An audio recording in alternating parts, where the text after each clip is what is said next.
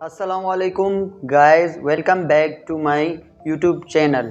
आज मैं आपको फ्यूचर कंटिन्यूस टेंस के बारे में पढ़ाऊंगा। फ्यूचर कंटिन्यूस टेंस की डेफिनेशन है we are middle of an action in future और something is going on in future.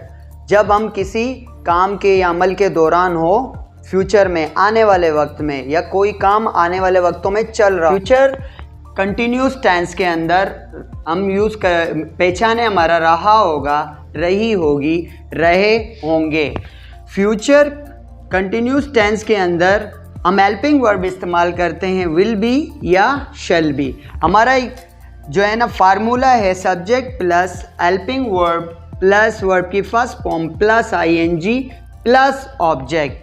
तो एग्जाम्पल में आते हैं। एग्जाम्पल्स में हम अच्छे तरीके से समझेंगे। नंबर 1 एग्जाम्पल है she will be taking class, वो क्लास ले रही होगी। She will be taking class, वो क्लास ले रही होगी। इसी तरह इसकी जो पहचान है रहा होगा, रही होगी, वो जा रहा होगा, वो काम कर रहे होंगे, वो सो रही होगी। लेकिन आने वाले वक्तों में, अभी की भी नहीं, पहले भी नहीं, आने वाले वक्तों में हम कोई काम चल रहा हो तो आने वाले वक्तों के लिए हम यूज़ करते हैं फ्यूचर कंटिन्यूस टेंस को। एग्जाम्पल में है number 1 she will be taking class, वो क्लास ले रही होगी। अगर हम इसका नेगेटिव बनाएं तो यहाँ 2 हेल्पिंग वर्ब है, दोनों हेल्पिंग वर्ब के बीच में नॉट हम यूज़ करेंगे, यानी फर्स्ट हेल्पिंग वर्ब के बाद ही नॉट यूज़ होगा। She will not be taking class, वो क्लास नहीं ले रहे होंगे। इसी तरह अगर हम इंट्रोगेटिव बनाएंगे तो विल शुरू में आएगा, will she be taking class, क्या वो क्लास ले रही होगी। Will she be taking class, क्या वो क्लास ले रही होगी। अब इसका अगर हम चौथा जुमला बनाएं, चौथा जुमले में विल शुरू में आएगा, नॉट अपनी जगह रहेगा।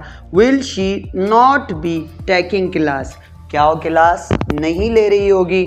अब हम आते हैं अदर एग्जांपल्स की तरफ जो सिंपल हैं, सिर्फ तर्जुमे के साथ हम समझेंगे। नंबर 2 है flowers will be blossoming soon, फूल जल्द खिल रहे होंगे। नंबर 3 है dry cleaner will be washing clothes, धोबी कपड़े धो रहा होगा। नंबर 4 है दे विल बी परफॉर्मिंग नमाज, वो नमाज पढ़ रहे होंगे या वो नमाज अदा कर रहे होंगे। नंबर 5 है ई विल बी डिपार्टिंग सून, वो जल्दी रुखसत हो रहा होगा, जल्दी रुखसत हो रहा होगा यानी आने वाले वक्तों में। अब नंबर 6 में आए। नंबर 6 एग्जाम्पल है हमारा आई will B paying the amount, मैं रकम अदा कर रहा हूँगा। आई विल भी हम यूज़ करते हैं शैल बी। ये याद रखें कि शैल बी सिर्फ आई और वी के लिए यूज़ होता है। I shall be paying the amount, मैं अमाउंट अदा कर रहा हूँगा। शैल बी आई और वी के लिए हम यूज़ करते हैं, ये फॉर्मल वे के लिए।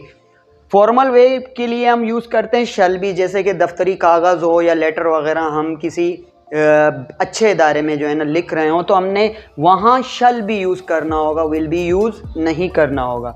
अब आ जाए नंबर 7 एग्जाम्पल में, जिस तरह आई और we will be following the rules, हम उसूलों को फॉलो कर रहे होंगे, हम उसूलों की पैरवी कर रहे होंगे। We shall be following the rules या we will be following the rules, क्योंकि आजकल अक्सर विल बी यूज़ हो रहा है, शैल बी इतना बातचीत में नहीं यूज़ हो रहा है।